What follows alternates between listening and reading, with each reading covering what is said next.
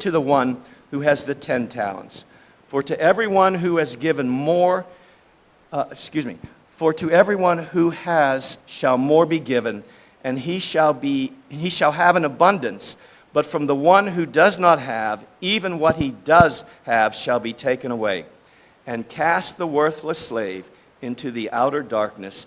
In that place there shall be weeping and gnashing of teeth. Okay. All right. I want to begin with an opening illustration that I found, and I believe this is a true illustration from the book I was looking at. This person had it. I'm not going to give you all the details of the church or anything, but this is how this man, in his discussion of this parable, opened up the story. There was a leadership meeting at a church one Sunday afternoon, and what caught my attention, I didn't put it in here, but what caught my attention was that he said, this took place in Pittsburgh, Pennsylvania. I go, I might have been in that meeting. There was a leadership meeting in a church one Sunday afternoon. The meeting was called to decide what should the church do with its $30,000 currently held in the church's savings account. The church treasurer said, we should just leave it there for a rainy day. Another man said, we should invest it in something that will earn more money and grow into a larger amount. An older and wiser man finally spoke up saying, brothers, who on the day of judgment will be willing to take this sum of money to the Lord and say, here, Lord, is your money. We have saved it for you. Well, silence fell over the room, and after more discussion, it was decided that the money be used in local evangelistic efforts. A year later, the church was crowded with new Christians, all who came to the Lord because of the evangelistic use of $30,000. It's kind of like sums up the parable, doesn't it? All right, so let's talk about this parable. And again, I know we've all talked about it many, many times, but let's talk about it again under the umbrella of what is it the Lord wants us to do while we wait for his return. And we're going to look at it in sections. The first section we're going to look at is 14 through 18. And I want to begin with verse 14 with just this one little phrase. For it is just like. That's how he begins this parable. What do you mean? What is the it? What is the it? For it is just like kingdom of heaven. That's what there's a couple things I'll point out, but that was my first thing. And how do I know? Because he starts in chapter 1, verse 1 of 25, then the kingdom of heaven. And he gives all these parables about the kingdom of heaven, right? The kingdom of heaven, whatever he's going to tell us, it has to do with what the kingdom of heaven is like. Now, the kingdom of heaven is many things, but this is one aspect of the kingdom of heaven. But what else? What else could it possibly be a reference to? And it would be in verse 13. Return of the Lord, right? Verse 13. Be on the alert then, for you do not know the day nor the hour. Right? For it is just like. You're not going to know. It's just like I said earlier. You're not going to know. You're not going to know the day or the hour. But I prefer the idea of the kingdom of heaven, but it's possible it could be both. And it probably is both, because the kingdom of heaven, the ultimate end, the culmination of the kingdom of heaven, will come when you don't expect it. And that's what the point is, right? And so what do we need to be doing while we wait? And this is the parable. All right. Verses 14 through 15, we see that a man with great wealth goes on a journey, and he entrusts 3 of his servants with his possessions. Now, he recognizes that each of these servants have different abilities to handle different quantities of his possessions of wealth. He gives them no more than they are able to handle at that time. Ultimately, he gives them more because they handled well what he originally gave them, right? Okay. But at that time, one guy gets 5 talents, one guy gets 2, and the third guy gets 1. And once the possessions are doled out, the master leaves, goes on this long, long journey.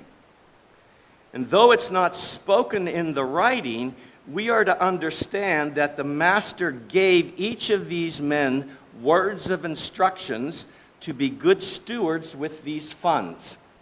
They understood, based on what 2 of them did, that they were to increase the assets. And I want us to hang on to that phrase. Increase the assets of the master while he was away. They understood that they were to gain profit for the master. Would you agree with that? I think so. Yeah, they understood that, right? Because immediately they go out and they start trading, right? They understood that they were to do something with it.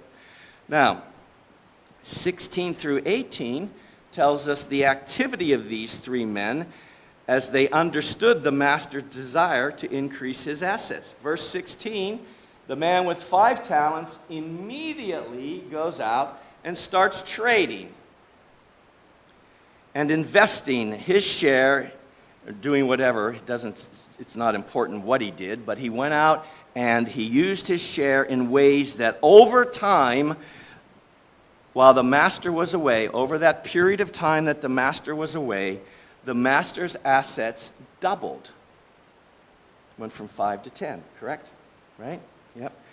The same thing about the 2-talent guy. He did the same thing. He immediately went off and started using whatever abilities and whatever possessions he had and figured out ways to double the master's assets. What do we learn about these 2 men's activities and attitudes? What is it? The boss liked it. Yeah. Okay. What else? Sure, the boss liked it when he gave him the accounting at the end, right?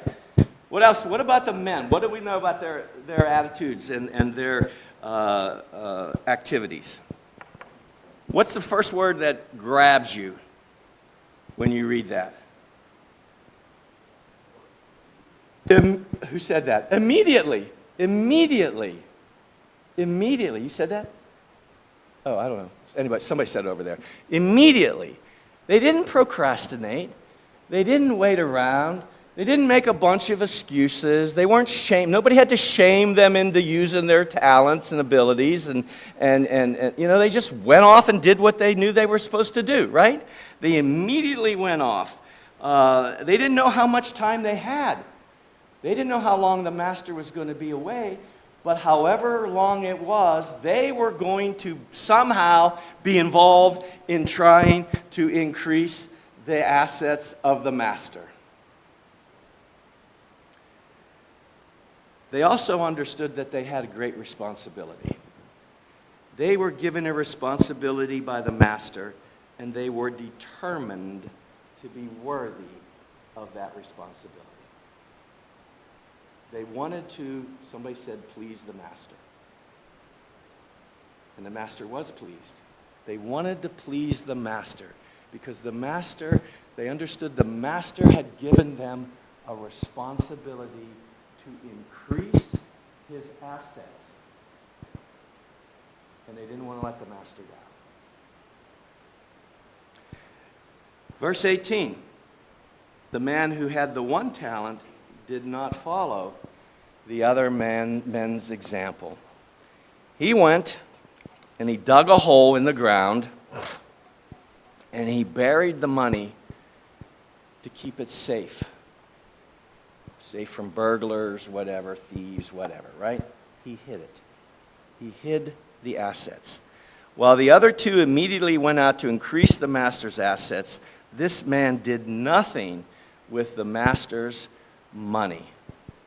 Even though this master knew even though this man knew that the master's charge to him was to increase my assets, he did nothing. Yeah. He did something. You're correct. Yes, we're going to get to that. Yeah. Yeah. He did something, but in the end, it's not going to be pleasing. He didn't do what he was supposed to do. Yes, right. He did the wrong thing. He did the wrong thing. It was out of fear. Yeah. And we're going to talk about that, but that's right, exactly right. So let's stop at this point and say, what can we infer about the parable with what is the Lord at this point trying to tell us? First of all, who's the master? Christ, the Lord, is the master. He's the master of the parable. Who are the three servants? Us. Not the church collectively, though you could say that, but it's given to individuals. The parable is directed to individual disciples. You and me. What do the various quantities of talents represent in the parables? Pardon me? Opportunities? Opportunities? Well, let me just say, I'm sure you all know, but a talent was a weight of measurement in those days. It depends who you read. I've read that a talent weighed from 58 to 75 pounds. So who knows, right? It was a lot. If you had 58 or 75 pounds of gold, even back then, that was a lot of money, right? It was a lot of money. So the idea was that these guys they were given a fortune. They were given a fortune. That was not their own. They were just stewards of the fortune. And so in the broadest sense, what do the talents represent in the parable? Opportunities is one. What else?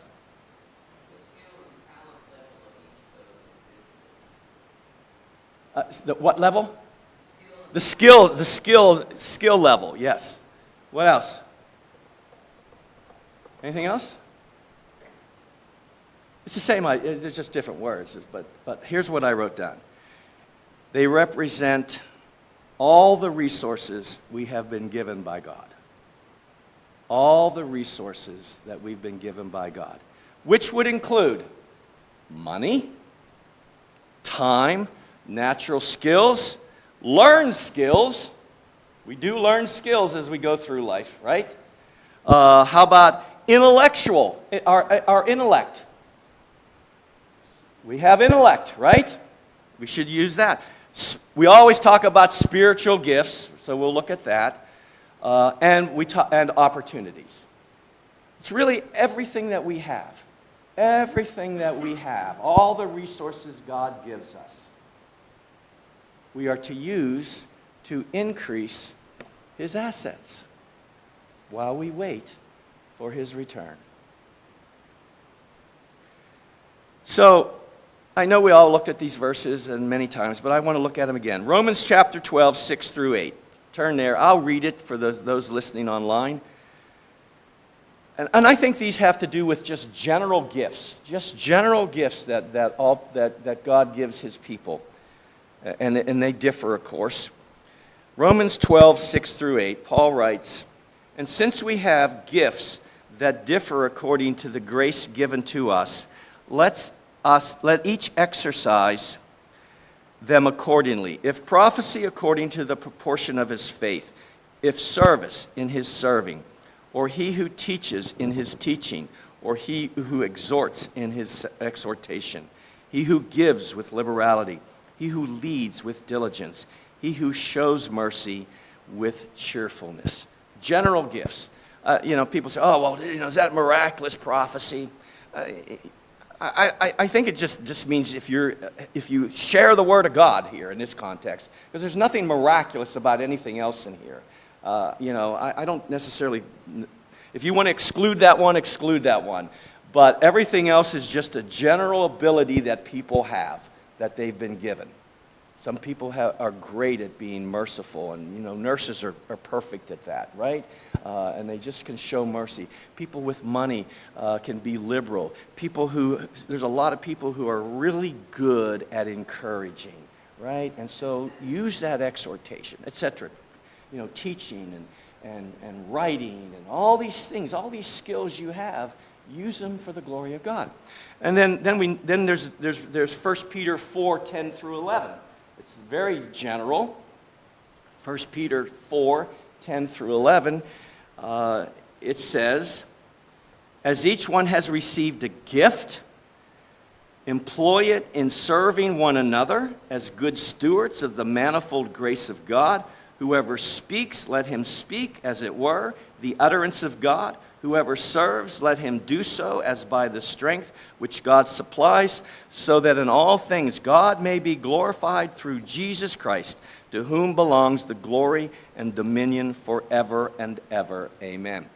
So gifts generally either break down into service or teaching in some way, helping others, benefiting others. All right? And then, of course, we have those specialized gifts, as I call them, in Ephesians chapter 4, 11 through 12. Again, we all know this. We've been in the church long enough. We know this. Ephesians 4, 11 through 12. Paul writes, "And he gave some as apostles, some as prophets, some as evangelists, some as pastors, some as teachers, for the equipping of the saints, for the work of service, for the building up of the body of Christ." So, the Lord, when we become Christians, I don't know how he does it, so don't ask me, okay? But somehow we all end up getting something, right? And maybe we don't know that we got something. Maybe it takes time to figure it out. But we should be searching for what it is that the Lord gave us as skills and abilities and gifts, right? And not just sitting on the salvation bus doing nothing, right?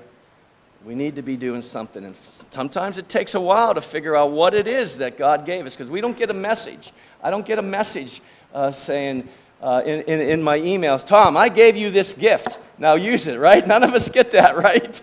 It'd be nice if he did, right? So you just kind of have to stumble along sometimes and figure out. But all of us have natural gifts, natural abilities. All of us have learned skills and abilities. And then there are some that have special skills and abilities, But we have to figure it out. Okay, so what are some of our abilities and skills that people have that can be used for the Lord? Throw them out there. I got a list, but you throw out yours.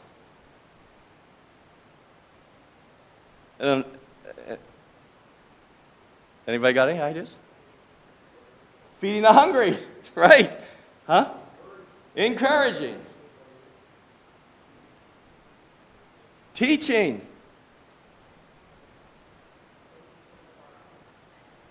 Parenting. Exactly. Okay, how about singing? Anybody have a good voice and can sing? No, Rowdy doesn't, but I bet if you worked on that, you'd find out you could do that, though.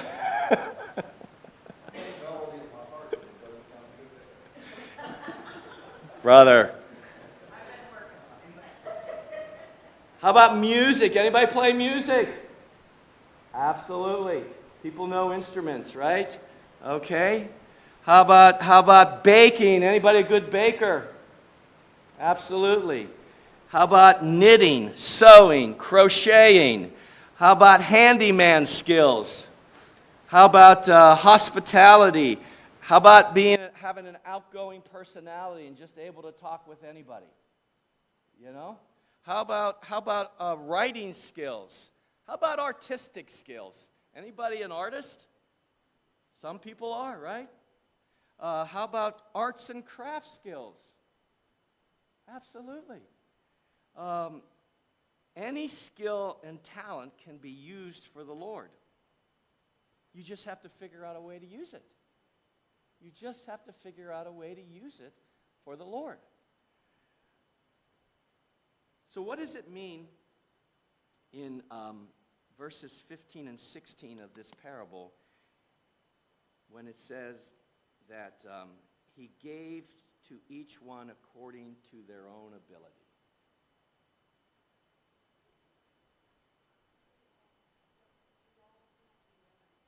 We all can't do everything, but we can do something. We can't do everything, but we can do something. Right? Exactly. We all have an ability to do something. All right. So the Lord gives each of us skills and abilities, whether we're born with them or we develop them over time, or he uses our skills and our abilities in specific ways, as we've just been talking about. And over time and by his providential guidance, we develop our skills in order to conform to the role, that's R-O-L-E, role that he has determined for us to do. Should we be jealous of somebody else's abilities? No. We shouldn't. We shouldn't, because, it's just not our lot in life, maybe, it's not even worth being jealous. If you realize that everything we have comes from God, and God gives us these things, then God, for whatever reason, chose to give us whatever we have, and we should not be jealous and argumentative and envious.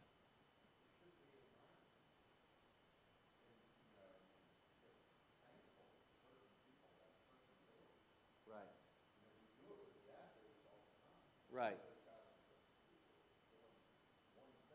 Right. Yeah. Yeah, athletic ability is another skill that people have, that maybe they have natural ability that they've honed and they've sharpened, and now they become really good at sports. And and if that's your skill, use it some way for the Lord. Find a way to use it for the Lord. All right. While the master recognized that each of the servants had different inherent abilities, he gave them differing amounts of his possessions to work with. What did the master expect, though, from all of three of these servants? He expected them to do something. Effort, exactly right. He expected an effort to achieve some result. Return on an ROI, return on investment. He expected them to do something to give him a return on his investment in them. All right, now let's examine 19 through 23. After a long period of time, the master returns and he wants to settle his accounts with the servants. Verses 20 and 21, we read, the 5-talent guy comes up and says, Lord, look, here's what I did, I've doubled it. And the master is pleased, right? And he says, well done, good and faithful servant. I gave you a few things to be in charge of. Now I'm going to give you more. You proved yourself worthy to handle this little bit that I gave you. So now I'm going to give you some more things. Enter into my joy. It's happy times. It's happy times around the master's house for this guy, right? All right. Second guy with the two talents comes up and says, look at what I gave. I've returned for you. You got 4 now. I've doubled your possessions you gave me. Same thing. Good, faithful servant. You were faithful in a few things. Now I'm going to give you more to handle. Happy times again. Welcome into the joy of your master. Well, so what can we infer about the parable at this point? There's reward for effort.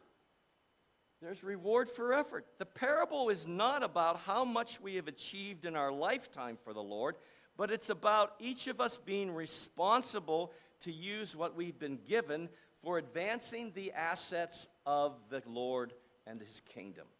It is not about the quantity of our success. It's about how well we used what we've been given. Each of us is responsible for trying, but we cannot control the results. The results are not in our control. Some will have better results than others. The 2 men who had positive results both received a reward, And both were given opportunities to be more productive to the Lord because they tried and they made an effort. And it was not so much about the quantity. It was about, Lord, I used what you gave me, and this is all I got, but I gave it everything I had.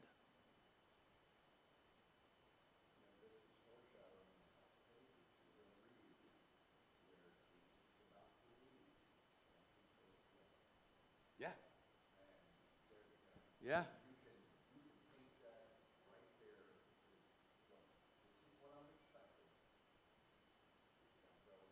Yeah, exactly.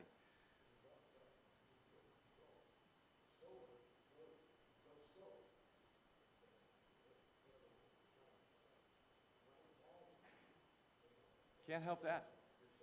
But he went and sowed. That's exactly right. Exactly right. He couldn't help the ground, the hardness of the soil, but he went and sowed. All right, so now look at 24 through 30 as we try to wrap this up here. The man with the 1 talent, knowing he has nothing to show for his time with the master's money, starts to make a defense by making excuses. The first excuse is he knows that he knows the demanding character of the master, right?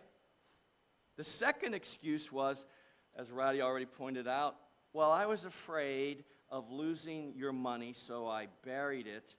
And look, it's still in its same pristine condition that you gave me. This is the real reason that the man did not use his abilities in any way to increase the master's assets. The master says in verse 26 and 27, well, if you knew that I was had this hard, demanding character, you should have made an effort, some effort, to increase my assets, even if it was just to take it and turn it over to the banker of the day and get whatever interest you could on it. You at least made an effort to increase my assets, and he didn't even do that. Right?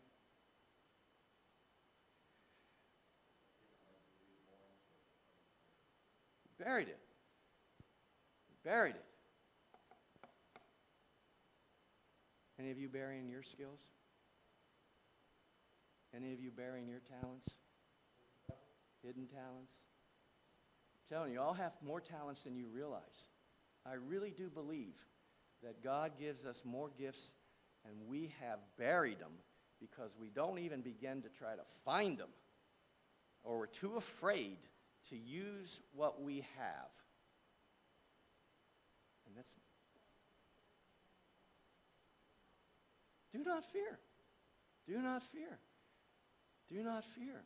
Use it. And I'm absolutely convinced if you use it, as we're going to see in a minute, if you use it, you won't lose it, and you will get more.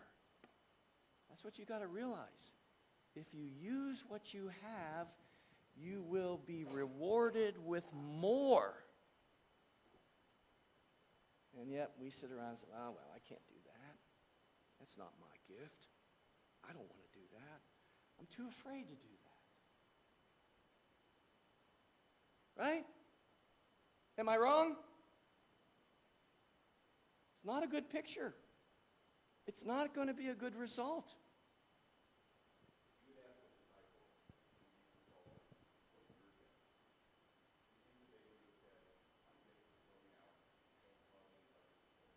Of course not.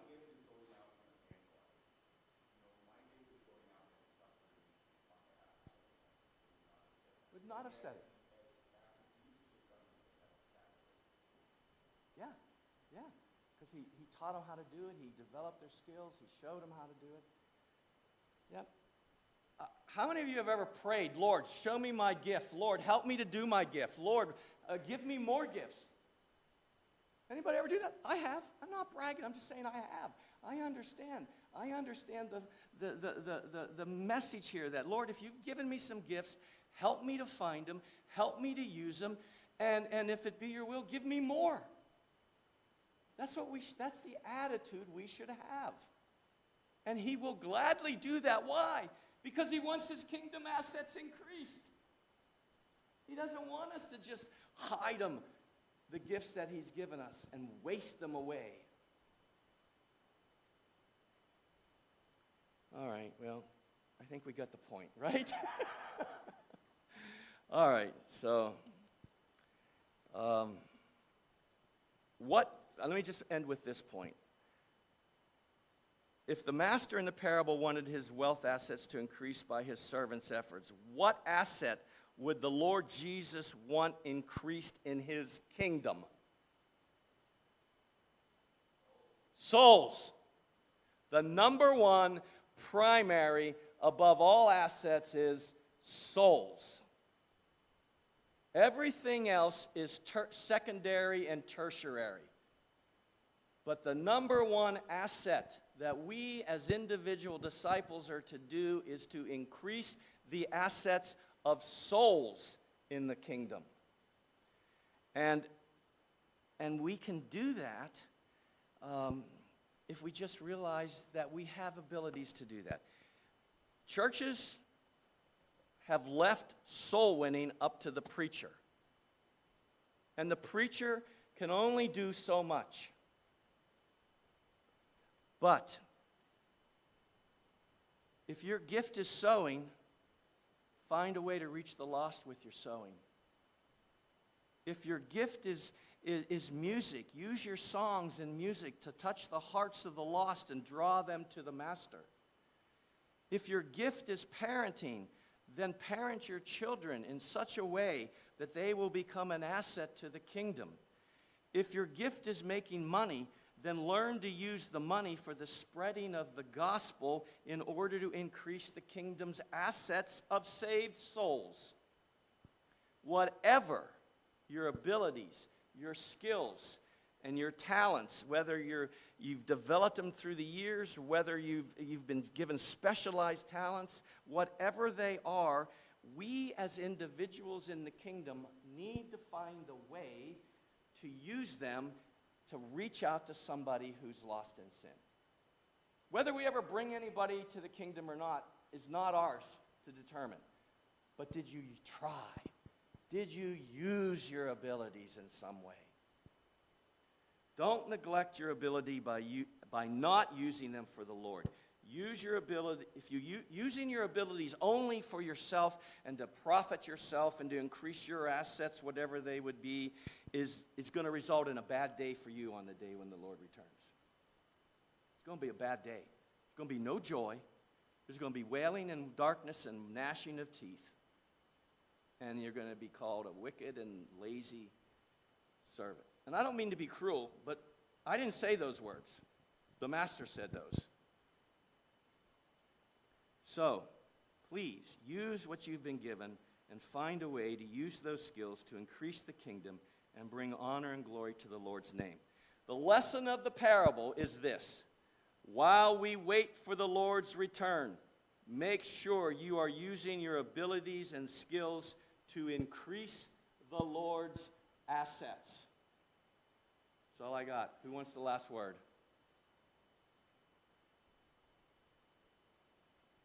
Thank you. Huh? Can't. All right. Can't argue with it. All right. Thanks.